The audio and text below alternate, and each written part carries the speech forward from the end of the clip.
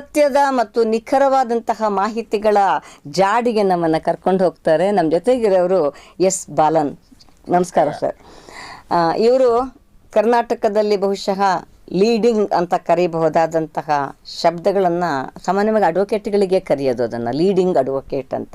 ಹಾಗೆ ಕರ್ನಾಟಕದಲ್ಲಿ ಅಪರಾಧ ಪ್ರಕರಣಗಳನ್ನು ಪ್ರಾಕ್ಟೀಸ್ ಮಾಡುವಂತಹ ಮತ್ತು ಹಲವು ಜನರಿಗೆ ಕಗ್ಗಂಟಾಗಿರುವಂತಹ ಹಲವು ಪ್ರಕರಣಗಳಲ್ಲಿ ಕಗ್ಗಂಟನ್ನು ಸುಲಲಿತವಾಗಿ ಬಿಡಿಸಿ ನ್ಯಾಯವನ್ನು ಕೊಡಿಸಿದಂತಹ ಪ್ರಾಕ್ಟೀಸಿಂಗ್ ನ್ಯಾಯವಾದಿಗಳು ಎಸ್ ಬಾಲನ್ ಅವರು. ಇವತ್ತು ಧರ್ಮಸ್ಥಳದ ಒಟ್ಟು ಆಗುಹೋಗುಗಳ ಬಗ್ಗೆ ಮತ್ತು ಅದರ ಕಾನೂನಿನ ಪರಿಧಿಯನ್ನು ಹೇಗೆ ಭೇದಿಸಬೇಕು ಮತ್ತು ಅದರ ಮೂಲಕ ರಿಸಲ್ಟನ್ನು ಹೊರಗೆ ತೆಗೆಯೋದಕ್ಕೆ ದಾರಿಯಲ್ಲಿದೆ ಮತ್ತು ನಡೀತಾ ಇರುವ ದಾರಿಯಲ್ಲಿ ಎಲ್ಲಿ ತಪ್ಪುಗಳು ಘಟಿಸ್ತಾ ಇದ್ದಾವೆ, ತಪ್ಪುಗಳು ಮಾಡಬಾರ್ದು, ಯಾಕೆ ಕಾನೂನು ಏನು ಹೇಳುತ್ತೆ ಅದಕ್ಕೆ ಅನ್ನೋದನ್ನು ನಮ್ಮ ಮುಂದೆ ಇವತ್ತು ತೆರೆದಿಡ್ತಾ ಇದ್ದಾರೆ. ನಾನು KS ವಿಮಲಾ. ಸರ್, ಸ್ಟುಡಿಯೋಗೆ ಮತ್ತೊಮ್ಮೆ ನಿಮ್ಮನ್ನು ಸ್ವಾಗತ ಮಾಡ್ತಾ, ಈ ಧರ್ಮಸ್ಥಳದ ಪ್ರಕರಣದ ಬಗ್ಗೆ ತುಂಬ ಮಾತಾಡಿದ್ದೀವಿ ನಾವು, ಮತ್ತು ಬೇರೆ ಬೇರೆಯವರು ಮಾತಾಡಿದ್ದಾರೆ, ನೀವು ಕೂಡ ಬೇರೆ ಬೇರೆಯವ್ರ ಹತ್ರ ತುಂಬ ಮಾತಾಡಿದ್ದೀರಿ. ಸೊ ಇವತ್ತು ನಮಗೆ ಈ ಕಾನೂನಿನ ಸಂದರ್ಭದಲ್ಲಿ ಈ SIT ರಚನೆ ಆಗಿದೆ. SIT ರಚನೆ ಆಗುವಾಗ ಸಾಮಾನ್ಯವಾಗಿ ನಮ್ಮ ಲಿಮಿಟೆಡ್ ನಾಲೆಡ್ಜಲ್ಲಿ ನಾನು ಹೇಳ್ತಾ ಇರೋದು ಒಂದು ಟರ್ಮ್ಸ್ ಆಫ್ ರೆಫರೆನ್ಸ್ ಅಂತ ಏನೋ ಕೊಡ್ತಾರೆ. ಆದರೆ ಸಾರ್ವಜನಿಕವಾಗಿ ಈಗ ನಮಗೆ ಲಭ್ಯ ಇರೋದೇನಂತಂದರೆ, ಮಹಿಳಾ ಆಯೋಗಕ್ಕೆ ಕರ್ನಾಟಕ ಸರ್ಕಾರದ ನಡವಳಿಗಳಾಗಿ 19/7/2025 ಒಂದು ಪತ್ರ ಹೋಗಿದೆ. ಆ ಪತ್ರದಲ್ಲಿ ಇರುವಂಥದ್ದನ್ನೇ ನಾವು ಟರ್ಮ್ಸ್ ಆಫ್ ರೆಫರೆನ್ಸು ಅಂತ ಅಂದ್ಕೋತೀವಿ. ಸೊ ಅದು ಏನು ಹೇಳುತ್ತೆ, ಆ ಪತ್ರದ ಕೊನೆಯಲ್ಲಿ ಏನು ಹೇಳುತ್ತೆ, ವಿಶೇಷ ತನಿಖಾ ತಂಡವು ಮೇಲ್ಕಂಡಂತೆ ದಾಖಲಾಗಿರುವ ಪ್ರಕರಣ, ಅಂದರೆ ಒಬ್ಬ ನಾವು ಸಾಕ್ಷಿ ದೂರದಾರ ಅಂತ ಕರಿತೀವಿ, ಬಾಲನ್ ಸರ್ ಅದನ್ನು ಏನಂತ ಎಕ್ಸ್ಪ್ಲೈನ್ ಮಾಡ್ತಾರೆ ಮತ್ತು ನಾವು ಕೇಳಿಸ್ಕೊಳ್ಳೋಣ. ಅವರು ಬಂದು ತಾನು ಶವ ಹೂತಿದ್ದೀನಿ ಅಂತ ಹೇಳಿದ ನಂತರದ ಬೆಳವಣಿಗೆ ಇದು. ಸೊ ದಾಖಲಾಗಿರುವ ಪ್ರಕರಣ ಹಾಗೂ ಇದರ ಸಂಬಂಧ ರಾಜ್ಯದ ಇತರೆ ಪೊಲೀಸ್ ಠಾಣೆಗಳಲ್ಲಿ ದಾಖಲಾಗುವ ಎಲ್ಲ ಪ್ರಕರಣಗಳನ್ನು ಸಮಗ್ರ ತನಿಖೆ ನಡೆಸಿ ತನಿಖಾ ವರದಿಯನ್ನು ಮಹಾನಿರ್ದೇಶಕರಿಗೆ ಸಲ್ಲಿಸಲು ಮುಂದೆ ಇದೆ. ಅಂದರೆ ಅರ್ಥ, ಯಾಕಂದ್ರೆ ತುಂಬ ಮಾತುಗಳು ಬರ್ತಾ ಇದ್ದಾವಲ್ಲ, SIT ಅಂದರೆ ಅಲ್ಲಿ ಹುಗ್ದಿದ್ದನ್ನು ಮಾತ್ರ ತೆಗೆಯೋದು, ಬೇರೆ ವಿಷಯ ಸಂಬಂಧ ಇಲ್ಲ ಅದಕ್ಕೆ, ಬರೀ ಮಾತುಗಳಲ್ಲ. ಗೃಹ ಮಂತ್ರಿಗಳೇ ಹೇಳಿದರು ಇದನ್ನು. ಸೌಜನ್ಯ ಪ್ರಕರಣವನ್ನು ತಗೋಬೇಕು ಅಂದಾಗ ಅದು ಮುಗಿದ ಕತೆ, ಪದ್ಮಲತಾ ಪ್ರಕರಣವನ್ನು ಸೇರಿಸಬೇಕು ಅಂದಾಗ ಅದು ಇದರಲ್ಲಿ ಬರಲ್ಲ ಅನ್ನುವ ಮಾತು ಹೇಳಿದರು. ಹಾಗಾಗಿ ಈ ಟರ್ಮ್ಸ್ ಆಫ್ ರೆಫರೆನ್ಸಿನ ಅಡಿಯಲ್ಲಿ, ಈ ಆದೇಶದ ಅಡಿಯಲ್ಲಿ ಈ SITಯ ಕಾರ್ಯವ್ಯಾಪ್ತಿ ಏನಿದೆ ಅನ್ನೋದನ್ನು ನಮ್ಮ ವೀಕ್ಷಕರಿಗೆ ತಿಳಿಸ್ಕೊಡಿ.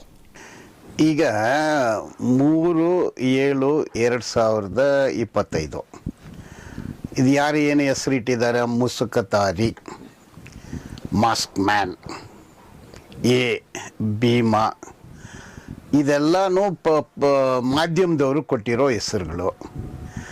ಆದರೆ ಈ SIT ತನಿಖೆಗೆ ವಿರೋಧವಾಗಿರೋರು ಬೇರೆ ಬೇರೆ, ಅವನು ಕಳ್ಳತನ ಮಾಡಿಕೊಂಡು ಹೋಗಿದ್ದಾನೆ, ಅವನ ಹೆಸರು ಇದು, ಅವನ ತಂದೆ ಹೆಸರು ಇದು, ಅವರು ಒಂದು 2-3 ರೀತಿ ಹೇಳ್ಕೊಂಡು ಬರ್ತಾ ಇದ್ದಾರೆ. ಆಲ್ ರೈಟ್, ಅವರೇ ಟ್ರಿಗ್ಗರಿಂಗ್ ವಿಸಿಲ್ ಬ್ಲೋವರ್ ಅಂತ ಕರಿಬೋದು. ಆ ಮನುಷ್ಯ ಬಂದಿದ್ದಾನೆ, ಮಾಸ್ಕ್ ಹಾಕ್ಕೊಂಡು ಬಂದಿದ್ದಾನೆ, ಬರುವಾಗಲೇ ಕೈಯಲ್ಲಿ ಮೂಳೆ ಬುರುಡೆ ತಗೊಂಡು ಬಂದಿದ್ದಾನೆ. ಇದು ಒಂದು ನ್ಯೂ ಟ್ರೆಂಡ್, ವಿಚಿತ್ರ ಬಂದಿದ್ದಾನೆ. ಆವತ್ತು ದಿವಸ ಪೊಲೀಸರು FIR ದಾಖಲು ಮಾಡಿಕೊಂಡಿಲ್ಲ. 4ನೇ ತಾರೀಕು FIR ದಾಖಲಾಗುತ್ತೆ. FIR section 211 BNS crime number 39/2025 ನೋಡಿ. ಅದಕ್ಕೆ ಪನಿಷ್ಮೆಂಟೇ 3 ತಿಂಗಳೇ ಇರೋದು. It's A non cognisable offence. First of all, why should they register an FIR which is legally illegal?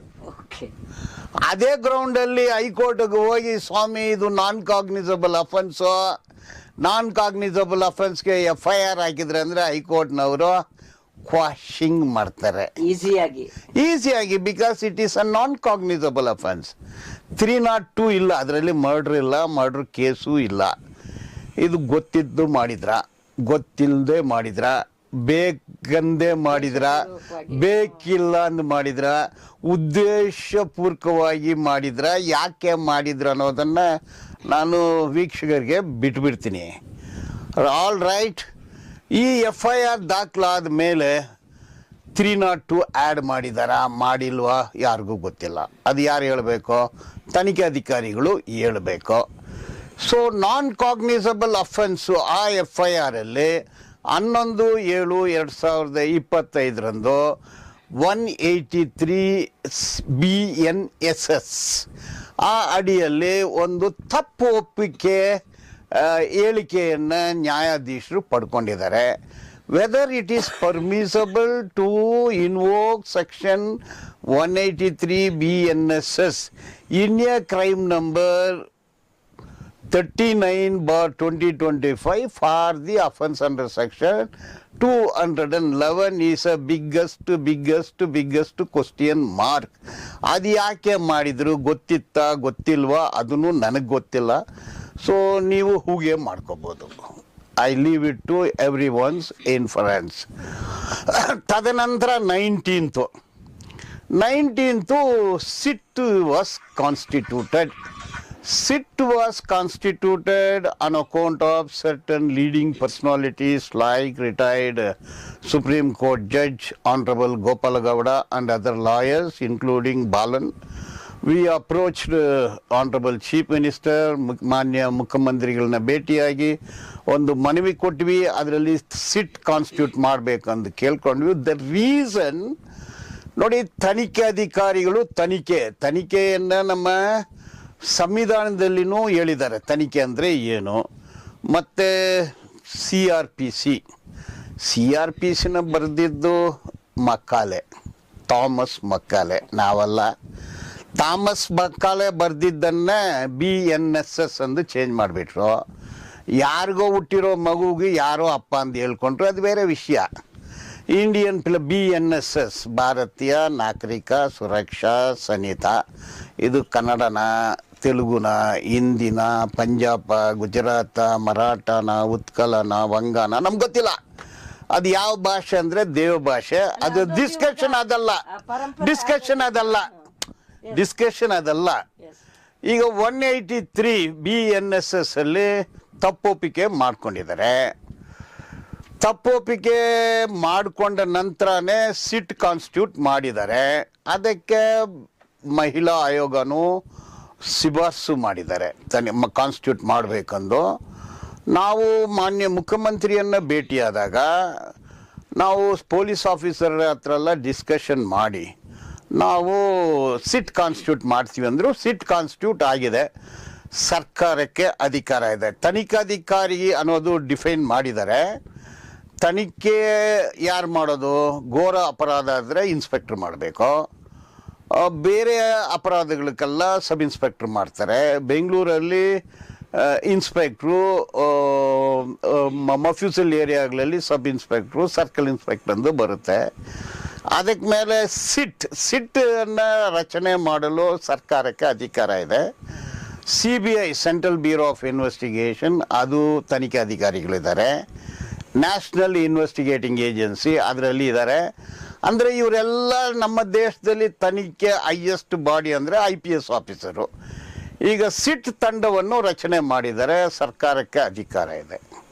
ಈಗ ಅದೇನೇ ಪ್ರಶ್ನೆ ಇರೋದು, ಸರ್ಕಾರ SITನ ರಚನೆ ಮಾಡಿದೆ. ಸರ್ ಸಿಟ್ ಅಂತ ಹೇಳ್ತಾ ಇರೋದು ಸ್ಪೆಷಲ್ ಇನ್ವೆಸ್ಟಿಗೇಷನ್ ಟೀಮ್ ಅಂತ, ವಿಶೇಷ ತನಿಖಾ ತಂಡ ಅಂತ. ಸೊ ಪ್ರಣವ್ ಕುಮಾರ್ ಮೊಹಂತಿ ಅವರ ನೇತೃತ್ವದಲ್ಲಿ SIT ರಚನೆ ಆಗಿದೆ. ಅದು ಕೆಲಸನೂ ಮಾಡ್ತಾ ಇದೆ. ಅದೆಲ್ಲವನ್ನು ನಾವು ಗಮನಿಸಿದ್ದೀವಿ. ಈಗ SIT ರಚನೆ ಆಯಿತು. ರಚನೆ ಆಗೋದ್ರ ಹಿಂದೆ ಇಷ್ಟೆಲ್ಲ ಕೆಲಸಗಳು ನಡೆದಿದ್ದಾವೆ ಅಂತ ಅನ್ನೋದನ್ನು ಒಪ್ಕೋತಾನೇನೆ. ಅದೇನೋ ಗುಂಡಿ ತೋಡ್ತಾ ಇದ್ದಾರೆ, 13 ಪಾಯಿಂಟ್ ತೋರಿಸಿದ ಕಡೆಗೆ ಏನು ಸಿಕ್ಕಲಿಲ್ಲ, ಕೆಲವು ಕಡೆ ಏನೋ ಸಿಕ್ತು, ಇನ್ನೇನು ಸಿಗ್ಲಿಕ್ಕಿಲ್ಲ. ಹಾಗಾಗಿ SITಯನ್ನು ಕ್ಲೋಸ್ ಮಾಡಿಬಿಡ್ತಾರೆ ಅಂತ ಅನ್ನುವ ಸುದ್ದಿಗಳು ಹೊರಟಿದ್ದಾವೆ. ಸೊ SITನ ಅಷ್ಟೇ ಸುಲಭವಾಗಿ ಹೇಗೆ ರಚಿಸಿದ್ರೋ ಅಷ್ಟೇ ಸುಲಭವಾಗಿ ಕ್ಲೋಸ್ ಮಾಡೋಕ್ಕೆ ಅವಕಾಶ ಇದೆಯಾ? ನೋಡಿ, ಈಗ ತನಿಖೆ ಇದು ಒಂದು ಪ್ರಕರಣದಲ್ಲಿ, ಒಂದು ಇಶ್ಯೂದಲ್ಲಿ ತನಿಖೆ ಮಾಡಿದ್ದಾರೆ. ತನಿಖೆ ಅಂದರೆ ಚಾರ್ಜ್ ಶೀಟು, ತನಿಖೆ ಅಂದರೆ B ರಿಪೋರ್ಟು, ತನಿಖೆ ಅಂದರೆ C ರಿಪೋರ್ಟು. ಇದು 3 ಬಿಟ್ಟು ಬೇರೆ ಏನು ಮಾಡೋಕ್ಕಾಗಲ್ಲ. ಈ 3 ರಿಪೋರ್ಟು ಅಧಿಕಾರ ಸಿಟ್ಟಿಗೆ ಇದೆ. ಹೋಮ್ ಮಿನಿಸ್ಟ್ರಿಗೆ ಇಲ್ಲ, ಮುಖ್ಯಮಂತ್ರಿ ಕೂಡ ಇಲ್ಲ. ನಮ್ಮ ದೇಶದಲ್ಲಿ ಕಾನೂನನ್ನ ಆಡಳಿತ ಇದೇನು ಇಡಿಯಮ್ಮೀನು ಹಿಟ್ಲರು ರಾಜಪಕ್ಷ ಆಡಳಿತ ಅಲ್ಲ, ಕಾನೂನನ್ನ ಆಡಳಿತ. ಎಲ್ಲನೂ ಕಾನೂನು ಚೌಕಟ್ಟಿನಲ್ಲೇ ಬರಬೇಕು. ಸೊ ಅವ್ರಿಗೆ ಫ್ರೀ ಹ್ಯಾಂಡ್ ತನಿಖೆ ಅಧಿಕಾರಿಗಳು, ಅದರಲ್ಲಿ ಕೋರ್ಟ್ಗೂ ಅಧಿಕಾರ ಇಲ್ಲ ಅಂದು ಸರ್ವೋಚ್ಚ ನ್ಯಾಯಾಲಯ ಹೇಳಿದೆ. ಹೈಕೋರ್ಟ್ಗೂ ಅಧಿಕಾರ ಇಲ್ಲ, ಗೃಹ ಮಂತ್ರಿಗೂ ಅಧಿಕಾರ ಇಲ್ಲ, ಯಾರಿಗೂ ಅಧಿಕಾರ ಇಲ್ಲ. ತನಿಖೆ ಸಿಟ್ಟು ಈಗ. ಸೊ SITಗೆ ಈಗ ಇರುವುದು ಪರಮಾಧಿಕಾರ. ಸೊ ಅದು ತನ್ನ ತನಿಖೆಯನ್ನ ಮುಗಿಸಿ ಚಾರ್ಜ್ ಶೀಟ್ ಕೊಡ್ತದೋ, B ರಿಪೋರ್ಟ್ ಕೊಡ್ತದೋ, C ರಿಪೋರ್ಟ್ ಕೊಡ್ತದೋ, ಅದು ಅವ್ರಿಗೆ ಬಿಟ್ಟಿದ್ದು. ಅಲ್ಲಿವರೆಗೆ ಸುಮ್ಮನೆ ಇರಬೇಕು, ಸರ್ಕಾರವು ಸುಮ್ಮನೆ ಇರಬೇಕು, ಸುಮ್ಮನೆ ಇಲ್ಲ ಅಂದ್ರೆ ನಾವೇನ್ ಹೇಳ್ತೀವಿ, ಕಿತಾಪತಿ, ಭೂಪತಿ, ತಿರುಪತಿ, ವೆಂಕಟಾಚಲಪತಿ, ಗಜಪತಿ ಅಂತೀವಿ. ಮಾಡಿದ್ರೆ ನಾವು ಅವ್ರನ್ನ ಕಳ್ಸೋದು ತಿರುಪತಿಗೆ, ಏಳುಗೊಂಡ್ಲವಾಡ ವೆಂಕಟರಮಣ ಗೋವಿಂದ ಗೋವಿಂದ ಆಗುತ್ತೆ. ಸೊ ಈಗ ಪ್ರಶ್ನೆ ಇರೋದೇನೆಂದ್ರೆ, ನಮ್ಮ ಕರ್ನಾಟಕ ವಿಧಾನಸಭಾ ಅಧಿವೇಶನ ನಡೀತಾ ಇದೆ. ಸೊ ಈ ಅಧಿವೇಶನದಲ್ಲಿ ಮೊದಲ ದಿನ ಇದನ್ನ ವಿರೋಧ ಪಕ್ಷದವರು ಪ್ರಸ್ತಾಪ ಮಾಡಿದಾಗ ಗೃಹ ಮಂತ್ರಿಗಳಿಂದ ಒಂದು ಹೇಳಿಕೆ ಬಂದಿದ್ದನ್ನು ನಾವು ನೋಡಿದ್ವಿ. ನಾವು SITಯನ್ನು ರಚನೆ ಮಾಡಿದ್ದೀವಿ, SITಯಿಂದ ವರದಿ ಬರೋವರೆಗೆ ನಾವೇನು ಮಾತಾಡೋದಿಲ್ಲ ಅಂತ. ಆಯಿತಾ, ಅದು ಕರೆಕ್ಟ್ ಆದ ಸ್ಟ್ಯಾಂಡ್ ಆಗಿತ್ತು. ಈಗ ನೀವು ಕೂಡ ಅದನ್ನು ಸಬ್ಸ್ಟ್ಯಾನ್ಶಿಯೇಟ್ ಮಾಡಿದ್ದೀರಿ. ಆದರೆ ಅದರ ಮುಂದುವರಿದ ಭಾಗವಾಗಿ ಅಫ್ಕೋರ್ಸ್ ಅಲ್ಲಿ ಇಲ್ಲಿ ಮಾತುಗಳು ಕೇಳಿ ಬರ್ತಾ ಇರೋ ಅಂಥದ್ದೊಂದು ಅಗತ್ಯ ಇರಲಿಲ್ಲ. ಆದರೆ ಸ್ಪೀಕರು ಅವಕಾಶ ಕೊಟ್ಬಿಟ್ರು ಮಾತಾಡೋದಕ್ಕೆ ವಿರೋಧ ಪಕ್ಷಕ್ಕೆ, ಹಾಗಾಗಿ ಸರ್ಕಾರವು ಮಾತಾಡಬೇಕಾಗಿ ಬಂತು ಅಂತ. ಬಟ್ ಏನೇ ಇರಲಿ, ಸದನದ ಕಲಾಪಗಳನ್ನು ನಡೆಸುವಾಗ ಸಾಂವಿಧಾನಿಕ ಕೆಲವು ಚೌಕಟ್ಟುಗಳಿರ್ತವೆ. ಅದರ ಅಡಿಯಲ್ಲೇ ಈಗ ನೀವೇ ಹೇಳಿದ ಹಾಗೆ ನಮ್ಮ ದೇಶ ಕಾನೂನಿನ ಅಡಿಯಲ್ಲಿ ನಡೆಯುತ್ತೆ. ಸಂವಿಧಾನ ಏನು ಪ್ರಿಸ್ಕ್ರೈಬ್ ಮಾಡಿದೆಯೋ ಆ ಕಾನೂನುಗಳ ಅಡಿಯಲ್ಲಿ ನಡಿಬೇಕು. ಇಡೀ ದೇಶವೇ ಹಾಗೆ ನಡಿಬೇಕು. ವಿಧಾನಸಭೆ ಸಂಸತ್ತಂತೂ ಹಾಗೇನೆ ನಡಿಬೇಕು ಅಂತನ್ನೋದು ಕ್ರಮ, ನಿಯಮ ಎರಡೂ ಕೂಡ. ಆದರೆ ಆ ವಿಧಾನಸಭಾ ಅಧಿವೇಶನದ ಒಳಗೆ ವಿರೋಧ ಪಕ್ಷದವರು ಗಲಾಟೆ ಮಾಡೋಕ್ಕಾಗೇ ಇರೋದು. ಆಯ್ತಾ, ಮಾಡ್ತಾರೆ, ಏನ್ ಬೇಕಾದ್ರೂ ಮಾತಾಡಿದಾಗ ಸರ್ಕಾರ ಒಂದು ಜವಾಬ್ದಾರಿಯಿಂದ ನಡ್ಕೋಬೇಕಲ್ವಾ. ಸೊ ಗೃಹ ಮಂತ್ರಿಗಳು ಅಲ್ಲಿ ಅವ್ರು ಇಬ್ರು ಜವಾಬ್ದಾರಿ ನಡ್ಕೋಬೇಕು. ಬಟ್ ವಿರೋಧ ಪಕ್ಷ ಇರೋದೇ ಕೂಗಾಡಕ್ಕೆ ಅನ್ನುವಂತಹದ್ದು ಶುರುವಾಗಿ ಹೋಗಿದೆ ಈಗ. ಬಟ್ ಸರ್ಕಾರದಲ್ಲಿ ಗೃಹ ಮಂತ್ರಿಗಳು, ಯಾಕಂದ್ರೆ SIT ರಚನೆ ಮಾಡಿದ ಮೇಲೆ ಹೇಗೆ ನೀವು ಅದನ್ನ ನನಗೂ ತಿಳುವಳಿಕೆ ಕೊಡಬೇಕು, ನಮ್ಮ ವೀಕ್ಷಕರಿಗೂ ತಿಳುವಳಿಕೆ ಕೊಡಬೇಕು. SIT ರಚನೆ ಆಗೋದು ಅಂದರೆ ಅದು ಗೃಹ ಮಂತ್ರಾಲಯದ ಅಡಿಯಲ್ಲೇ ಬರ್ತದೆ ಅಲ್ವಾ, ಪೊಲೀಸ್ ಆಗಿರೋ ಕಾರಣಕ್ಕಾಗಿ. ಸೊ ಗೃಹ ಮಂತ್ರಿಗಳು ತಮ್ಮದೇ ಇಲಾಖೆಯ ಅಡಿಯಲ್ಲಿ ರಚನೆಯಾಗಿರುವಂತಹ SITಗೆ ಒಂದು ರೀತಿಯ ಡೈರೆಕ್ಟೋ ಇಂಡೈರೆಕ್ಟೋ ಸೂಚನೆ ಕೊಡುವ ಥರದಲ್ಲಿ ಮಾತಾಡ್ಬೋದು. ಗೃಹ ಮಂತ್ರಿಗಳು ಆ ಥರದಲ್ಲಿ ಮಾತಾಡಿದ್ದನ್ನು ನಾನು ಕೇಳಿಸ್ಕೊಂಡೆ. ತನಿಖೆ ನಡೀತಾ ಇದೆ, ತನಿಖೆ ಏನ್ ನಡೀತಾ ಇದೆ ಎಂದು ಕೇಳುವ ಅಧಿಕಾರ ಗೃಹ ಮಂತ್ರಿ ಕೂಡ ಇಲ್ಲ. ಏನ್ ನಡೀತಾ ಅನ್ನೋದು ರಹಸ್ಯವನ್ನು ಹೊರಗೆ ಬಿಟ್ಕೊಟ್ರೆ ಅವ್ರ ಕಾನೂನು ಗೊತ್ತಿಲ್ಲ, ಸಂವಿಧಾನ ಗೊತ್ತಿಲ್ಲ, ಮೂರ್ಖರಂದು ಕೂಡ ಹೇಳ್ಬೋದು. ಸೊ ಕಾನೂನು ಅಡಿಯಲ್ಲಿ ತನಿಖೆ ಮಾಡೋದು ಹೊರಗೆ ಬರೋವರೆಗೆ ಯಾರಿಗೂ ಅದನ್ನ ಹೇಳಕ್ಕೆ ಅವಕಾಶ ಇಲ್ಲ, ಹೇಳಬಾರ್ದು, ಅದು ರಹಸ್ಯ. ಹೇಳಿದ್ರೆ ಡಿರಿಲೆಕ್ಷನ್ ಆಫ್ ಡ್ಯೂಟಿ.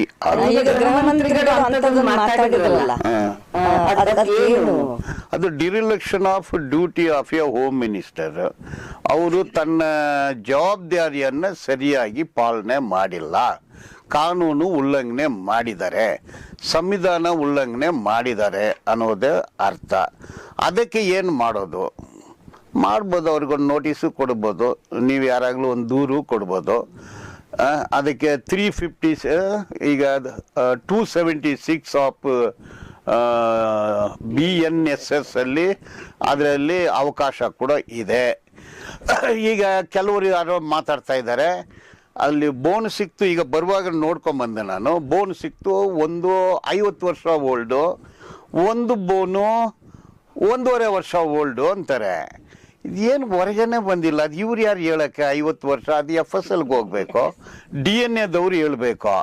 ಈ ಥರ ಸುಳ್ಳು ಮಾಹಿತಿ ಕೊಡೋದು ಕೂಡ ತಪ್ಪಾಗುತ್ತೆ. ಅವ್ರ ಮೇಲೆ ಕೂಡ ಸುಳ್ಳು ಮಾಹಿತಿ ಕೊಡ್ತಾ ಇದ್ದಾರೆ ಎಂದು ಲೀಗಲ್ ಆಗಿ ಇನಿಷಿಯೇಟ್ ಮಾಡ್ಬೋದು. ಸೊ ನಮ್ಮ ದೇಶದಲ್ಲಿ ಇರೋ ವ್ಯವಸ್ಥೆ ತನಿಖೆ, ಈಗ ತನಿಖೆ IPS ಆಫೀಸರ್ಗಳ ಕೈಯಲ್ಲಿ ಇದೆ. ಅದರಲ್ಲಿ ಯಾರು ಕಣ್ಣು ಹಾಕಬಾರ್ದು, ಕಿವಿನೂ ಹಾಕಬಾರ್ದು, ಯಾವುದೂ ಹಾಕಬಾರ್ದು. ನಂಬಬೇಕು, ನಮ್ಮ ದೇಶ ಅದು. ನಮ್ಮ ಪೊಲೀಸ್ ಆಫೀಸರ್ಸು, ನಮ್ಮ IPS ಆಫೀಸರ್ಸು ಇಂಟಿಗ್ರಿಟಿ ಇರೋರು, ಒಳ್ಳೆಯವರು, ದುಡ್ಡು ಗಿಡ್ಡು ಏನು ಮುಟ್ಟೋದಿಲ್ಲ, ಇದೆಲ್ಲ ಕೂಡ ಗೊತ್ತಿದೆ. We can't question our officers integrity. So ಈಗ ಪ್ರಶ್ನೆ, SITಯನ್ನು ಮಾಡಿದರು. SITಯನ್ನು ಮಾಡುವಾಗ ಸರ್ಕಾರ ಒಂದಕ್ಕೆ ಕೆಲವು ಕ್ರಮ ನಿಯಮಗಳು ಇರ್ತವೆ ಅಂತ ನಾನು ಅಂದ್ಕೊಂಡಿರೋದು. ಸಚಿವ ಸಂಪುಟದಲ್ಲಿ ಚರ್ಚೆ ಮಾಡಿ ತಾನೇ SITಯನ್ನು ಫಾರಮ್ ಮಾಡಬೇಕಾಗಿದ್ದು, ಅಥವಾ ಜಸ್ಟ್ ಲೈಕ್ ತಟ್ಟು ಓವರ್ ನೈಟ್ ಹಾಗೆ ಬಂತು ಮಾಡೋ ಹಾಗಿಲ್ಲ ಅಲ್ವಾ? ಸೊ SIT ರಚನೆಯನ್ನು ಮಾಡುವಾಗ ಸಚಿವ ಸಂಪುಟದಲ್ಲಿ ಚರ್ಚೆ ಮಾಡಿ ಸರ್ಕಾರ ಇದರದ್ದೊಂದು ಜವಾಬ್ದಾರಿಯನ್ನು ವಹಿಸಿಕೊಂಡು ಮಹಿಳಾ ಆಯೋಗಕ್ಕೆ ಪತ್ರ ಬರೆತು ಮತ್ತು SITನ ರಚನೆ ಮಾಡ್ತು. ಆದರೆ ಸಚಿವ ಸಂಪುಟದಲ್ಲಿ ಡೆಪ್ಯೂಟಿ ಚೀಫ್ ಮಿನಿಸ್ಟರ್ ಆಗಿರುವಂತಹ ನಮ್ಮ ಉಪಮುಖ್ಯಮಂತ್ರಿಗಳು ಅದೊಂದು ಖಾಲಿ ಟ್ರಂಕು, ಖಾಲಿ ಡಬ್ಬ, ಅಲ್ಲೊಂದು ಸಂಚು ನಡೆದಿದೆ ಅನ್ನುವಂತಹ ಮಾತುಗಳನ್ನು ಆಡಿದ್ರಲ್ಲ, ಇದು ಎಷ್ಟರ ಮಟ್ಟಕ್ಕೆ ಸರಿ ಮತ್ತು ಹೇಗೆ ಇದನ್ನು ಸರಿಪಡಿಸಬಹುದು ಇಂತಹ ಮಾತುಗಳನ್ನು ಆಡದೇ ಇರುವ ಹಾಗೆ? ಅವರು ಡೈರೆಕ್ಟ್ ಇಲ್ಲ, ಅವರು ಉಪ ಮುಖ್ಯಮಂತ್ರಿ, ಉಪ ಮುಖ್ಯಮಂತ್ರಿ, ಮುಖ್ಯಮಂತ್ರಿ, ಉಪಯೋಗ ಇಲ್ಲದೆ ಮುಖ್ಯಮಂತ್ರಿ, ಉಪಯೋಗದ ಮುಖ್ಯಮಂತ್ರಿ, ಏನಾಗಲಿ ಯೋಚನೆ ಮಾಡ್ಕೋಬೋದು. ಆ ಮಾತೆ ಅದೇನು ಅವ್ರ ಘನತೆಗೆ ಅದು ತಕ್ಕದ್ದಲ್ಲ. ಘನತೆ ಅಂದರೆ ಅವರು ಸ್ಟ್ಯಾಟಸ್, ಡೆಪ್ಯೂಟಿ ಚೀಫ್ ಮಿನಿಸ್ಟರ್, ಆ ಥರ ಮಾತಾಡಬಾರ್ದು. ಅವ್ರದ್ದೇ ಸರ್ಕಾರದ ಸಿಟ್, ಅವ್ರು ರಚನೆ ಮಾಡಿರೋ ಸಿಟ್, ಅದು ಇನ್ನೂ ರಿಪೋರ್ಟೇ ಬಂದಿಲ್ಲ. ಈಗ DK ಶಿವಕುಮಾರ್ ಅವರೇ ಇದೇನು A ರಿಪೋರ್ಟ್ ಕೇಸಾ, B ರಿಪೋರ್ಟ್ ಕೇಸಾ, C ರಿಪೋರ್ಟ್ ಕೇಸಾ? ಈಗ ಅಲ್ಲಿ ಏನು ಸಿಗೋದಿಲ್ಲ ಅಂತ ಹೆಂಗೆ ಹೇಳ್ತೀರಾ ನೀವು? ಅಲ್ಲಿ ಕಂಟ್ರೋಲ್ ಸಾಯಿಲು ಕಲೆಕ್ಟ್ ಮಾಡಿದ್ದಾರೆ, ಸ್ಯಾಂಪಲ್ ಸಾಯಿಲ್ ಕಲೆಕ್ಟ್ ಮಾಡಿದ್ದಾರೆ. ಅದರಲ್ಲಿ ಅಡಿಪಿಕ್ ಆಸಿಡ್ ಅನ್ನೋದು ಕೂಡ ಮಣ್ಣಲ್ಲಿ ಇರುತ್ತೆ. ನನಗೆ ಪ್ರಶ್ನೆ ಇರೋದು, ಅದೆಲ್ಲ ಗೊತ್ತಿರುತ್ತೆ. ಇದು ಯಾವುದುವರೆಗೆ ಬಂದಿಲ್ಲ, ಯಾವುದು ಬಂದಿರೋದಕ್ಕೆ ಹಿಂಗ ಉಪಮುಖ್ಯಮಂತ್ರಿ, ಮುಖ್ಯಮಂತ್ರಿ ತರ ಮಾತಾಡಿದ್ದು ಸರಿಯಲ್ಲ, ಮಾತಾಡಬಾರ್ದು. ಸೊ ಈಗ ಪ್ರಶ್ನೆ ಏನಂತಂದ್ರೆ, ಇಡೀ ನಮ್ಮಲ್ಲಿ ಎಲ್ಲರೂ ಅಂದ್ಕೊಂಡಿರೋದು ಅಲ್ಲೇನೋ ಅಗಿತಾರೆ, ಆಗದಲ್ಲೇನೋ ಸಿಕ್ಕತ್ತೆ, ಸಿಕ್ಕ ಕೂಡಲೇ ಎಲ್ಲ ಕ್ರೈಮ್ಗಳು ಹೊರಗೆ ಬಂದುಬಿಡ್ತವೆ ಅಂತ. ಬಟ್ ಫಾರ್ ಸಮ್ ರೀಸನ್ ಅಲ್ಲಿ ಯಾವುದೂ ಅಂಥದ್ದೊಂದು ಕುರುಹುಗಳು, ಅಸ್ಥಿ ಪಂಜರವೋ ಇನ್ನೊಂದು ಮತ್ತೊಂದು ಸಿಕ್ಕೇ ಇಲ್ಲ ಅಂತಂದರೆ, ಆದರೆ ಅವನು ಹೂತು ಹಾಕಿದ್ದು ಹೌದು, ತಾನು ಹೂತಿದ್ದೀನಿ ಅಲ್ಲಿ ಅಂತ ವ್ಯಕ್ತಿ ಹೇಳ್ತಾ ಇದ್ದಾರೆ. ಸೊ ಅಂತಹ ಸಂದರ್ಭಗಳಲ್ಲಿ ಏನಾದರೂ ಬೇರೆ ದಾರಿ ಇದೆಯಾ? ಈಗ ನೀವು ಎಡಿಪಿಕ್ ಆ್ಯಸಿಡ್ ಬಗ್ಗೆ ಹೇಳಿದ್ರಿ. ಸೊ ಆ ಎಡಿಪಿಕ್ ಆ್ಯಸಿಡ್ ಅಂದರೆ ಏನು, ಅದು ಹೇಗೆ ಇಂತಹ ತನಿಖೆಗಳಲ್ಲಿ ಸಹಾಯ ಮಾಡ್ಬೋದು? ನೋಡಿ, ಈಗ ಸ್ವಲ್ಪ ಬ್ರಾಡರ್ ಆಗಿ ಹೋಗೋಣ. ಈಗ ಕ್ರಿಸ್ಟಿಯನ್ಸು ಬರಿಯಲ್ ಮಾಡ್ತಾರೆ, ಒಂದು ಕಫನ್ ಬಾಕ್ಸ್ ಮಾಡಿ ಉಪ್ಪು ಹಾಕಿ ಒಂದು 6 ರಿಂದ 8 ಅಡಿ ಆಳ ತೋಡಿ ಅದರಲ್ಲಿ ಹಾಕ್ತಾರೆ. ಅದ್ರ ಮೇಲೆ ಒಂದು ಮಾರ್ಬಲ್ ಸ್ಟೋನ್ ಎಲ್ಲ ಇಟ್ಟು ಒಂದು ಪ್ರತಿಮೆ ಎಲ್ಲ ಕಟ್ಟಿ ಮಾಡ್ತಾರೆ. ಅದು ಅದೇ ಜಾಗದಲ್ಲಿ ಇರುತ್ತೆ. ಅದೇ ರೀತಿಯಲ್ಲಿ ಮುಸಲ್ಮಾನರು ಕೂಡ ಒಂದು 6 ರಿಂದ 8 ಅಡಿ ಆಳ ತೋಡಿ ಮಾಡ್ತಾರೆ. ಇದೇನಾಗುತ್ತೆ, ಇಲ್ಲಿಗಲ್ ಬರಿಯಲು ಅದು ನೇತ್ರಾವತಿ ನದಿ ಕರೆಯಲ್ಲಿ ಆಗ್ತಾರೆ. ಅಲ್ಲಿ ಫ್ಲಡ್ ಆಗುತ್ತೆ, ನೀರು ಬರುತ್ತೆ, ಅದರಿಂದ ಶಿಫ್ಟಿಂಗ್ ಸಾಯಿಲ್ ಎರೋಷನ್ ಆಗುತ್ತೆ, ಮರಗಳು ಬೆಳೆಯುತ್ತೆ, ಮರಗಳು ಬಿದ್ದೋಗುತ್ತೆ. ಬಟ್ ಈ ಯಾರು ಭೀಮಾ ನಾನು ಅಂದು ಹೇಳ್ತೀನಿ, ವಿಸಿಲ್ ಬ್ಲೋವರ್, ಅವರು ಈ ಕಡೆ ತೋರಿಸ್ತಾರೆ. ಅವ್ರು ಹೇಳೋದು 1995 to 2014. ಅವರು FIR ಅಲ್ಲಿ ಹೇಳಿದ್ದಾರೆ 15, 14, 12 ವಯಸ್ಸು ಸ್ಕೂಲ್ಗೆ ಹೋಗುವ ಹುಡುಗಿರೋ ಡೆಡ್ ಬಾಡಿ ಬಂತು.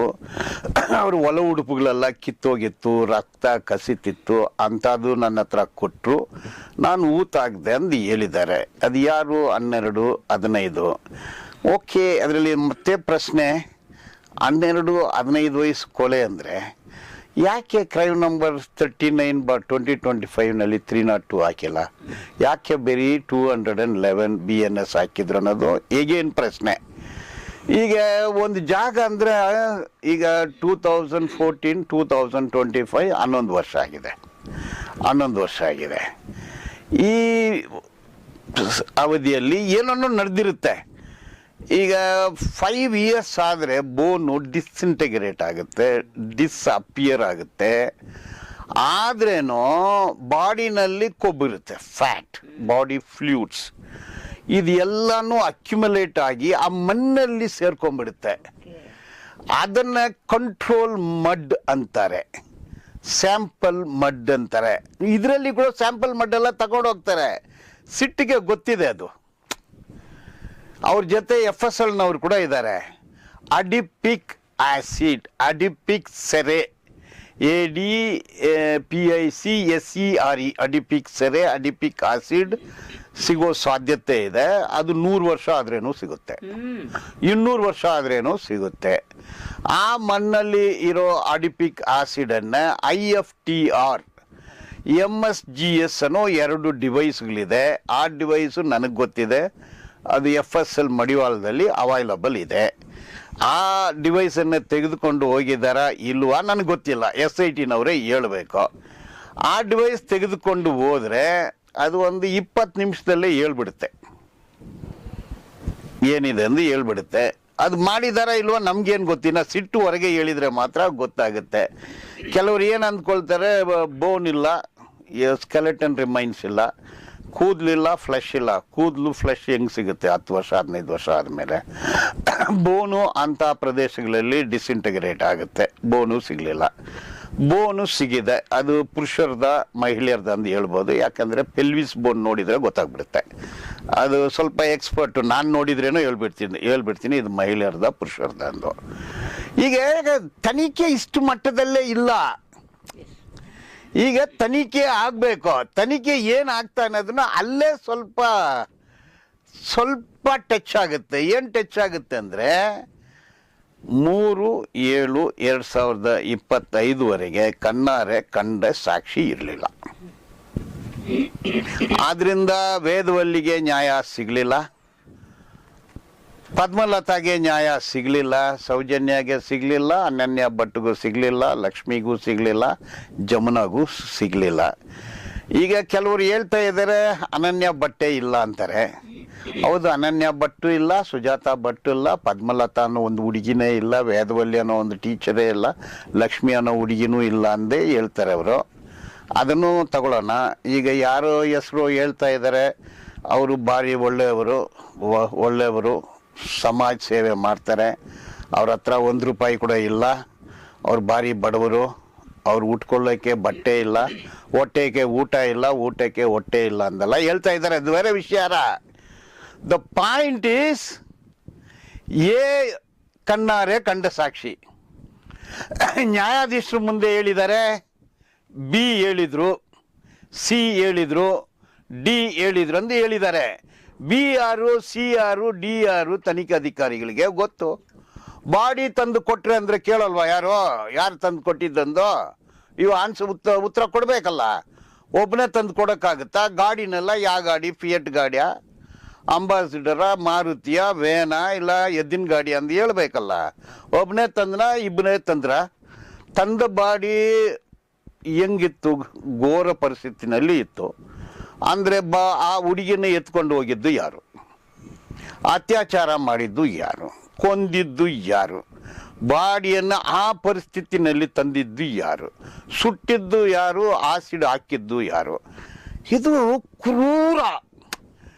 ಇಡೀ ಪ್ರಪಂಚದಲ್ಲಿ ಈ ಥರ ಎಲ್ಲಿ ನಡೆದಿಲ್ಲ. ನಡೆದಿದ್ದು ನಿಜ ಇದ್ದರೆ ಅವ್ರ ಮನುಷ್ಯರೇ ಎಲ್ಲ. ನಾವು ಜಾಗ್ರಫಿ ಚಾನೆಲಲ್ಲೇ ನೋಡ್ತೀವಿ, ಒಂದು ಜಿಂಕೆ ಓಡುತ್ತೆ, ಹಿಂದೆ ಹುಲಿ ಓಡುತ್ತೆ, ಹಂಗೆ ಕಚ್ಚಿ ತಿಂದು ರಕ್ತ ಎಲ್ಲ ಕುಡಿದು ಬಿಸಾಕ್ಬಿಟ್ಟು ಹೋಗ್ಬಿಡುತ್ತೆ. ಮತ್ತು ನಾಯಿಗಿ ಎಲ್ಲ ಬಂದು ತಿಂತಾರೆ. ಇದು ಒಂದು ಹುಡುಗಿಯರನ್ನ ಎತ್ಕೊಂಡು ಹೋಗೋದು ಹೆಂಗೋ? ಎಲ್ಲಿ ಎತ್ಕೊಂಡು ಹೋದ್ರು? ಯಾರು ಎತ್ಕೊಂಡು ಹೋದ್ರು? ಬಾಡಿನಲ್ಲಿ ಅವ್ರು ಹೇಳ್ತಾನೆ ಒಳ ಉಡುಪು ಇಲ್ಲ. ಈಗ ಸೌಜನ್ಯದು ಪೋಸ್ಟ್ಮಾರ್ಟಮ್ ರಿಪೋರ್ಟ್ ನಾನು ನೋಡಿದೆ. ರೇಪು, ಮರ್ಡರು, ಮಣ್ಣೆಲ್ಲ ತುರ್ತು ಬಿಟ್ಟಿದ್ದಾರೆ ಎಂದು ಹೇಳ್ತಾರೆ. Crime number 250/2012. ಏನಿದೆಲ್ಲ? ಈಗ ಧರ್ಮಸ್ಥಳ, ನಾವು ಧರ್ಮಸ್ಥಳ ಬಗ್ಗೆ ಮಾತಾಡ್ತಾ ಇದ್ದೀವ? ಖಂಡಿತ ಇಲ್ಲ. ನಾವು ಮಾತಾಡ್ತಾ ಇರೋದು ಕ್ರೈಮ್ ಬಗ್ಗೆ. ಏನ್ crime? Rape, murder. Not flower, fire, not tyre. Dear, ಇದನ್ನು ಮಾತಾಡ್ತಾ ಇದ್ದೀವಿ ನಾವು. ಅಂದರೆ ಕೊಲೆ ಆಗಿದೆ, ರೇಪ್ ಆಗಿದೆ, ಕ್ರೂರವಾಗಿ ಕೊಂದಿದ್ದಾರೆ, ಊತಾಕಿದ್ದಾರೆ, ಇದನ್ನು ಮಾತಾಡ್ತಾ ಇದ್ದೀವಿ. ಈಗ ಸ್ಥಳ MG ರೋಡಲ್ಲಿ ಏನೋ ಒಂದು ಘಟನೆ ಆಯಿತು, ಎಲ್ಲಾಯ್ತು ಅಂತ ಹೇಳ್ಬೇಕು ನಾನು. MG ರೋಡಲ್ಲಿ ಕೊಲೆ ಆಯ್ತು ಅಂತ ಹೇಳ್ಬೇಕಾ? ಬ್ರಿಗೇಡ್ ರೋಡಲ್ಲಿ ಆಯ್ತು ಅಂತ ಹೇಳೋಕ್ಕಾಗತ್ತಾ?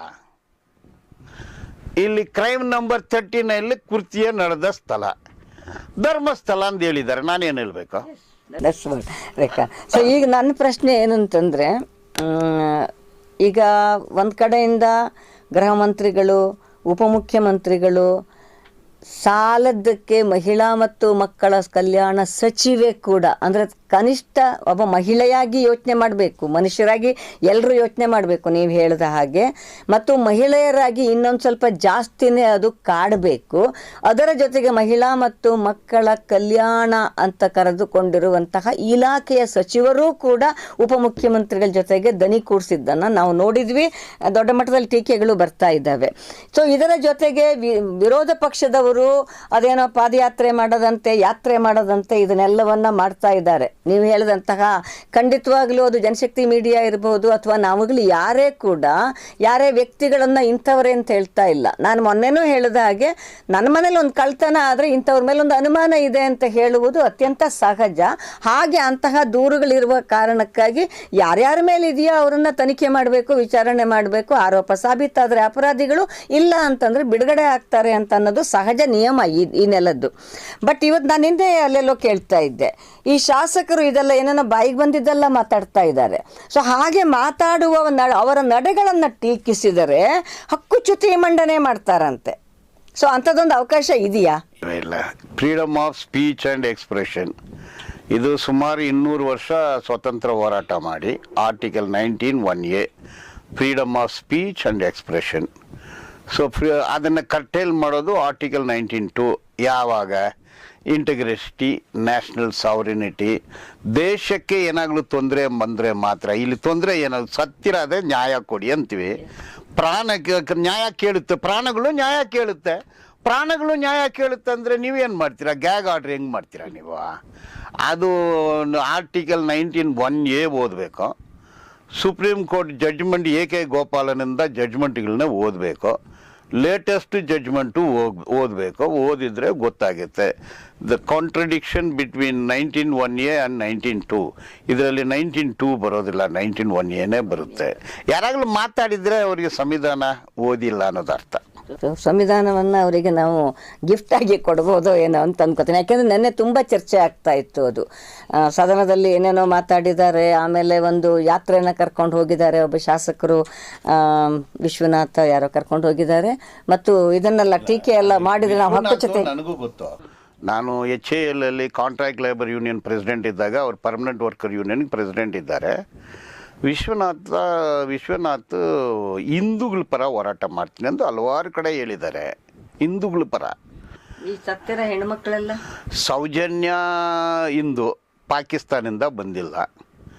ಪದ್ಮಲತಾ ಮಿಯಾನ್ಮರಿಂದ ಬಂದಿಲ್ಲ.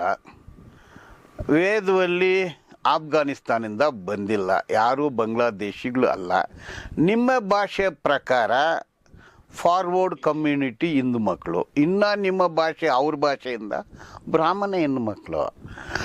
ವಿಶ್ವನಾಥ್ ಅವರು ಹೆಣ್ಣು ಮಕ್ಕಳಿಗೆ ನ್ಯಾಯ ಕೊಡಿ ಅಂತ ಕೇಳಿದರೆ ನೀವು ಹಿಂದೂ, ನಾವೆಲ್ಲ ಒಂದು. ಈಗ ಎರಡು ಕಡೆ ಎರಡು ಇದೆ, ನೊಂದವರು ಸತ್ತವರು, ಅತ್ಯಾಚಾರಕ್ಕೆ ಒಳಪಟ್ಟವರು, ಕೊಲೆಗೆ ಒಳಪಟ್ಟವರು. ಯಾರ ಕಡೆ ಹೋಗ್ತಾ ಇದ್ದಾರೆ? ವಿಶ್ವನಾಥ್ ಸಾಹೇಬರು, MLA ಸಾಹೇಬರು ಮೆರವಣಿಗೆ, ಈ ಹಿಂದೂಗ ಆ ಹಿಂದೂಗ? Yes, that is the crucial question. ಯಾವ ಹಿಂದೂ ಪರವಾಗಿ ನೀವು ಅಂತ ಅನ್ನೋದು. ಈಗ ಅದೇ ಸಂದರ್ಭದಲ್ಲಿ ಇನ್ನೊಂದು, ಅಫ್ಕೋರ್ಸ್ ಈ ತಕ್ಷಣಕ್ಕೆ ಸುಪ್ರೀಂ ಕೋರ್ಟಿನ ಒಂದು ಮಧ್ಯಪ್ರವೇಶದಿಂದ ಸ್ವಲ್ಪ ಸೈಡಿಗೆ ಇದ್ದಂಗಿದೆ. ಬಟ್ ಅದು ಸದಾ ಕತ್ತಿ ತಲೆ ಮೇಲೆ ತೂಗೋದೇನೆ. ಯಾರು ಹೋದ್ರೂ ಗ್ಯಾಗ್ ಆರ್ಡ್ರ್ ಇಶ್ಯೂ ಮಾಡ್ತಾ ಇರತ್ತಲ್ಲ ಕೋರ್ಟು. ಈಸ್ ದಟ್ ಅಷ್ಟು ಈಸಿನಾ ಗ್ಯಾಗ್ ಆರ್ಡ್ರು ಅಂತ ತಗೊಳ್ಳೋದು? ಸುಲಭ. 61 ಗ್ಯಾಗ್ ಆರ್ಡ್ರು ಬರೀ ಬೆಂಗಳೂರು ಕೋರ್ಟಲ್ಲೇ ಕೊಟ್ಟಿದ್ದಾರೆ. ಎಲ್ಲ ಸಚಿವರು, ಎಲ್ಲ ಶಾಸಕರು ಗ್ಯಾಗ್ ಆರ್ಡ್ರ್ ತಗೊಂಡಿದ್ದಾರೆ. ಎಲ್ಲರೂ ಅಂದರೆ 90%. ಪರಪ್ಪನ ಅಗ್ರಹಾರಕ್ಕೆ ಹೋಗಿ ವಿಧಾನಸೌಧಕ್ಕೆ ಹೋದವರೆಲ್ಲ ಗ್ಯಾಗ್ ಆರ್ಡ್ರ್ ತಗೊಳ್ತಾರೆ. ಅಲ್ಲೋಗಿ ಇಲ್ಲಿ ಹೋಗೋದು. ಏನಕ್ಕೆ ಗ್ಯಾಗ್ ಆರ್ಡ್ರು ಅಂದರೆ, ಇನ್ನೊಬ್ಬರು ಜಾರ್ಕಿಹೊಳಿ ಗ್ಯಾಗ್ ಆರ್ಡ್ರ್ ತಗೊಂಡ್ರು. ಅದು ಎಲ್ಲರಿಗೂ, ಇವ್ರಿಗೆ 66, ಆ ಹುಡುಗಿಯ 26. ಡೆಲ್ಲಿನಲ್ಲಿ ಕೂತ್ಕೊಂಡು ಬಟ್ಟೆ ಬಿಚ್ಚೊಂದು ಹೇಳ್ತಾರೆ. ರಮೇಶ್ ಜಾರಕಿಹೊಳಿ ಅವ್ರು ಹೇಳಿದ್ರೆ ಅದ್ರ ಮಾಧ್ಯಮದಲ್ಲಿ ಬಂದಿದೆ. ನಾವೆಲ್ಲ ಇಶ್ಯೂಸ್ ನೋಡಿದ್ದೀವಿ ಅದು. ರೇಣುಕಾಚಾರ್ಯ ನರ್ಸು ವಿಧಾನಸೌಧದಲ್ಲಿ ಸಾವೇದಿ ಅವರು ಏನೋ ನೋಡ್ತಾ ಇದ್ದಾರೆ. ಅದು ಏನಂದು ನನಗೆ ಗೊತ್ತಿಲ್ಲ, ವೀಕ್ಷಕರಿಗೆ ಗೊತ್ತಿರುತ್ತೆ. ಈಗ ಇನ್ನು ಏನೇನೋ ಇದೆ, 100 ಹೇಳ್ಕೊಂಡು ಹೋಗ್ಬೋದು. ಇವರೆಲ್ಲ ಗ್ಯಾಗ್ ಆರ್ಡರ್ ತಗೋತಾರೆ. ಮೊನ್ನೆ ಇದೇ ಥರ ಆರ್ಡ್ರಿಗೆ ಮೆಡ್ರಾಸಲ್ಲಿ ಹೋದರೆ ಮೆಡ್ರಾಸ್ ಹೈಕೋರ್ಟು ರಿಜೆಕ್ಟ್ ಮಾಡಿದ್ದಾರೆ. ಇಲ್ಲಿ ಏನು ಮಾಡಿದ್ದಾರೆ ಅಂದರೆ, ಈಗ ಯಾರು ನೀವೇ ಅತ್ಯಾಚಾರ ಮಾಡಿದ್ದೀರಾ, ನೀವೇ ಕೊಲೆ ಮಾಡಿದರೆ ಯಾರೂ ಹೇಳಿಲ್ಲ. ಯಾರಾಗಲಿ ಹೇಳಿದ್ದಾರೆ? ನಾವು ಹೇಳಿದ್ದೀವ? ಖಂಡಿತ ಹೇಳಿಲ್ಲ. ಸತ್ತಿದ್ದಾರೆ ನ್ಯಾಯ ಕೊಡಿಸಿ, ಅದು ನಾವು ಕೇಳಿಲ್ಲ ಅಂದರೆ ನಾವು ಮನುಷ್ಯರೇ ಅಲ್ಲ. ಸತ್ತಿರೋ ಮಕ್ಕಳು ನಮ್ಮ ಮಕ್ಕಳು, ಭಾರತೀಯರು, ಕನ್ನಡಿಗರು, ಹಿಂದೂಗಳು, ಸಾಕ್ಷಾತ್ ಹಿಂದೂಗಳು, ಯಾರೋ ಇರಲಿ ಭಾರತೀಯರು ತಾನೇ. ಅದಕ್ಕೆ ನ್ಯಾಯ ಕೇಳಿದರೆ ಏನು, ಅದಕ್ಕೆ ನೀವು ಯಾಕೆ ಹೋಗ್ತೀರಾ? 2023ರಲ್ಲಿ 2 ಒರಿಜಿನಲ್ ಸೂಟು, 2024ರಲ್ಲಿ 2 ಒರಿಜಿನಲ್ ಸೂಟು, 2025ರಲ್ಲಿ 3 original suit, 3 original suit, 3 writ petition. Soujanya ಹೆಸರೇ ಎತ್ತಬಾರ್ದು. ಅಯ್ಯೋ, ಸತ್ತಿದ್ದಲ್ಲೇ ನ್ಯಾಯ ಬೇಕು. ಒಂದು ವಿಷಯ ಸೌಜನ್ಯದು ಹೇಳಲೇಬೇಕು, ಹೇಳ್ಬಿಡ್ತೀನಿ ನಾನು. ಸೌಜನ್ಯ ಪೋಸ್ಟ್ಮಾರ್ಟಮ್ ರಿಪೋರ್ಟನ್ನು ನಾನು ನೋಡಿದ್ದೀನಿ, ಓದಿದ್ದೀನಿ. ಕೋರ್ಟಲ್ಲಿ ಏನು ಕೊಟ್ಟಿದ್ದಾರೆ ಅದನ್ನು ಓದಿದ್ದೀನಿ. ರೇಪು, ಮರ್ಡ್ರ್ ಅಂದು ಮೆಡಿಕಲ್ ರಿಪೋರ್ಟು ಬಂದಿದೆ. ಈಗ ಒಂದು ಒಳ ಉಡುಪು ಅಂಡರ್ ಗಾರ್ಮೆಂಟು ಸೌಜನ್ಯದು, ಅದನ್ನು ಟೇಬಲ್ ಮೇಲೆ ಇಡ್ತಾರೆ ಕೋರ್ಟಲ್ಲಿ. ಅವ್ರ ತಾಯಿ ಇದು ಯಾರ್ದಮ್ಮ ಅಂತ ಕೇಳ್ತಾರೆ. ಇದು ನನ್ನ ಮಗಳದು ಅಂತಾರೆ. ನಿಮ್ಮ ಮಗಳದು ಹೇಗಮ್ಮ ಅಂತ ಕೇಳ್ತಾರೆ. ಪೊಲೀಸರು ನಮ್ಮ ಮನೆಗೆ ಬಂದು ಇದನ್ನು ಕೊಡೋದಿಲ್ಲ ಅಂದ್ರೂ ತೆಗೆದುಕೊಂಡು ಬಂದರು, ಅದೇ ಇದು ಅಂತಾರೆ. ಕೇಸ್ ಏನು ಗೊತ್ತಾ? ಆ ಸಂತೋಷ್ ರಾವು ಸ್ವಚ್ಛ ಹೇಳಿಕೆಯಲ್ಲಿ ನನ್ನ ಮನೆಯಲ್ಲಿ ಸೌಜನ್ಯ ಒಳ ಉಡುಪನ್ನು ಇಟ್ಟಿದ್ದೀನಿ ಅಂದು ಹೇಳಿದ್ಲು. ಆವಾಗ ನಾವು ವಶಪಡಿಸ್ಕೊಂಡಿದ್ದು ಒಂದು. ಮತ್ತು ಅದನ್ನು DNA ಯಾಕೆ ಕಳಿಸ್ಲಿಲ್ಲ? ಇದು ಒಂದೇ. ಅವನ್ನೇ ಎಕ್ಸಾಮಿನ್ ಮಾಡಿದ್ದಾರೆ ಡಾಕ್ಟ್ರು ಸಂತೋಷ್ ರಾವ್. ಅವನಿಗೆ ಪಿಮೋಸಿಸ್ ಅನ್ನೋ ಒಂದು ಕಾಯಿಲೆ ಇದೆ. ಈ ಕೆನಾಟ್ ಪರ್ಫಾರ್ಮ್ ಎನಿ ಆ್ಯಕ್ಟು. ಎರಡನೇದು ಹೋಟೆಲಲ್ಲಿ ಕೆಲಸ ಮಾಡೋನು. ಇವ್ರು ಹೇಳ್ತಾರೆ black belt, white belt, green belt, yellow belt ಅಂದು. ಇವಾಗ green belt, white belt, yellow belt ಹೋಗಿ ಹೋಟ್ಲಲ್ಲಿ ಕ್ಲೀನರ್ ಕೆಲಸ ಮಾಡ್ತಾನೆ. ಸೊ ಇದು ಒಂದು ವಿಚಾರದಲ್ಲಿ ಅದು ಜಡ್ಜೇ ಹೇಳ್ತಾರೆ, ನ್ಯಾಯಾಧೀಶರೇ ಇದು ತಪ್ಪು ಇನ್ವೆಸ್ಟಿಗೇಷನ್, ಅವ್ರ ಮೇಲೆ ಆಕ್ಷನ್ ತಗೊಳ್ಳಿ. ನನಗಲ್ಲಿ ಬರ್ತದೆ CBI ಕೋರ್ಟಿನ ಜಡ್ಜ್ಮೆಂಟ್ ಅಲ್ಲಿ ಬಹಳ ಸ್ಪಷ್ಟವಾಗಿ ಹೇಳಿದ್ದಾರೆ ಇದನ್ನ. ಸೊ ಹೇಳಿದ ನಂತರ ಕರ್ನಾಟಕ ಸರ್ಕಾರ ಅಂತದೊಂದು ಆಕ್ಟ್ ಅನ್ನ ಇನಿಷಿಯೇಟ್ ಮಾಡಿಲ್ಲ. ಈಗಲೂ ಅದಕ್ಕೆ ಪ್ರಾವಿಷನ್ ಇದೆಯಾ ಮಾಡಲಿಕ್ಕೆ?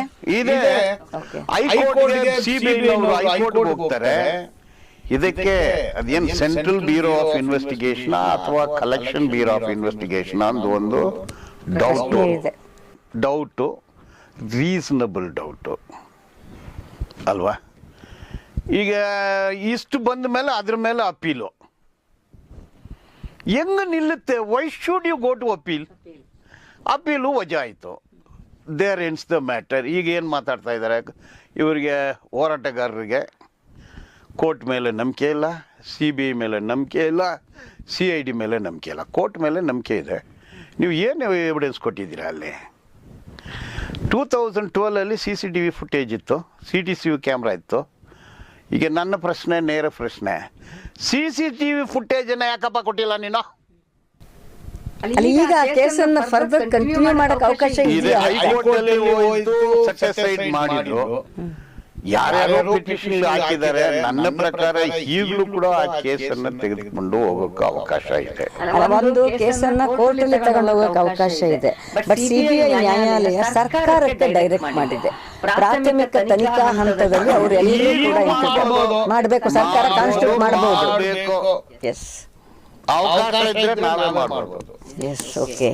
ಸೊ ಪ್ರಶ್ನೆ, ಒಟ್ಟಾರೆಯಾಗಿ ಇಡೀ ಧರ್ಮಸ್ಥಳದ ಈ ಪ್ರಕರಣದಲ್ಲಿ ಕಾನೂನಿನ ಕಗ್ಗಂಟು ಏನೂ ಇಲ್ಲ ಅಂತ, ಯಾಕಂದರೆ ಬಿಂಬಿಸ್ತಾ ಇರೋದು ಹಾಗಾಗಿ ಹೋಗಿದೆ ಹೀಗಾಗಿ ಹೋಗಿದೆ ಏನೂ ಆಗಲ್ಲ ಅಂತ. ಜೊತೆ ಸರ್ ಇನ್ನೊಂದು ಪ್ರಶ್ನೆ ನನಗೆ, ಈಗ ಆ ಸಾಕ್ಷಿ ದೂರದಾರ ಅಂತ ನಾವು ಕರಿತೀವಿ, ನೀವು ಅದು ಹಂಗಲ್ಲ ಅಂತ ಹೇಳ್ತೀರಿ. ಇದೆಲ್ಲ ಏನು ಸಿಕ್ಕದೇ ಇದ್ದು ಬಿಟ್ರೆ ಅವ್ರ ಮೇಲೆ ಕ್ರಮ ತಗೋತೀವಿ ಅಂತ ಗೃಹ ಸಚಿವರು ಹೇಳ್ತಾ ಇದ್ದಾರೆ. ಅಂಥದ್ದೊಂದು ಅವಕಾಶ ಇದೆಯಾ? ಆ ಸೆಕ್ಷನ್ ಅದೇ, ಅದಕ್ಕೆ ಗೃಹ ಮಂತ್ರಿಗಳು ಹಂಗೆ ಹೇಳ್ತಾರೆ. ಸೆಕ್ಷನ್ನೇ ನೀವು ಇನ್ಫಾರ್ಮೇಶನ್ ಕೊಟ್ಟಿಲ್ಲ ಅನ್ನೋದು ಸೆಕ್ಷನ್ 211. ಈಗ ಸುಳ್ಳು ಕೇಸ್ ಹಾಕಿದ್ರೆ ಆಗ್ಬೋದು, ಸುಳ್ಳು ಸಾಕ್ಷಿ ಹೇಳಿದ್ರೇನೋ ಅದಕ್ಕೇನು ಅಷ್ಟೊಂದು ದೊಡ್ಡ ಪನಿಷ್ಮೆಂಟ್ ಏನಿಲ್ಲ. ಕೊಂದಿದ್ದವರಿಗೆ ಡೆತ್ ಸೆಂಟೆನ್ಸ್ ಇದೆ, ಇವನಿಗೇನು ಡೆತ್ ಸೆಂಟೆನ್ಸ್ ಕೊಡೋಕ್ಕಾಗತ್ತಾ? ನೀವು ಪ್ರಾರಂಭದಲ್ಲಿ ಹೇಳಿದ್ರೆ ಅರ್ಥ ನಂಗೆ ಈಗಾಯಿತು. ನಾನು ನಿಮ್ಮನ್ನು ಇಂಟ್ರೊಡ್ಯೂಸ್ ಮಾಡುವಾಗ ಹೇಳಿದ್ದನ್ನು ಕರೆಕ್ಟಾಗಿ ಮಾಡಿಬಿಟ್ರಿ. ನೀವು ಹೇಳಿದ್ರಿ ಆ 211 ಏನೋ ಅದನ್ನು ಯಾಕೆ ಹಾಕಿದ್ರು ಅನ್ನೋದು $100 ಬಿಲಿಯನ್ ಕ್ವಶನ್ ಅಂತ ಈಗ ಗೊತ್ತಾಯಿತು. ಬಹುಶಃ ಅಂಥದ್ದೇನಾದರೂ ಆದರೆ ಅಥವಾ ಆಯಿತು ಅನ್ನೋ ಥರದ ರಿಪೋರ್ಟ್ ತಗೊಂಡು ಯಾರು ಬಂದು ತಾನು ಹೋಗದೆ ಅಂತ ಹೇಳಿದ್ನ ಅವನಿಗೆ ಕುಣಿಕೆ ಹಾಕೋಣ ಅಂತೇಳಿ ಆ ಕೇಸ್ ಹಾಕಿರ್ಬೋದು ಅಂತ ನನ್ನ ಪ್ರಕಾರ. ಆ ಮುಸ್ಕುದಾರಿ ಅಂತಾರಲ್ಲ, ಅದು ತಪ್ಪು. Is A good human being, perfect human being. ಅವನು ಬಡವರಿಗೆ ಮನಸ್ಸಾಕ್ಷಿ ಇರುತ್ತದೆ, ಶ್ರೀಮಂತರಿಗೆ ಮನಸ್ಸಾಕ್ಷಿ ಇರೋದಿಲ್ಲ. ಶ್ರೀಮಂತರಿಗೆ ಸಾಕ್ಷಿ ಇರುತ್ತೆ, ಅದು ಹೊರಗೆ ಬರೋದಿಲ್ಲ. ಒಳ್ಳೆ ಮನುಷ್ಯ, ಆಕ್ಸೆಪ್ಟ್ ಟು ಏಮ್. ಆತನ ಹೊರಗೆ ಬಂದು ಹೇಳಿದ್ದು ಎಲ್ಲರ ಕಣ್ಣನ್ನು ತೆಗೆಯಲಾಗಿದೆ. ಈ ಎಸ್ ಡನ್ ಗ್ರೇಟ್ ಸರ್ವಿಸ್. ಏನಾಗಲೂ ಪದ್ಮ ವಿಭೂಷಣ್ ಕೊಡಬೇಕಂದ್ರೆ ಅವನಿಗೆ ಕೊಡಬೇಕಂತ ಹೇಳ್ತೀನಿ. ಸೊ ನಿಜವಾಗ್ಲೂ ಧರ್ಮಸ್ಥಳದ ಪ್ರಕರಣ ಅಂತ ಅನ್ನೋದು ಕರ್ನಾಟಕದ ಈ ಥರದಲ್ಲಿ ಹೂತು ಹೋದಂತಹ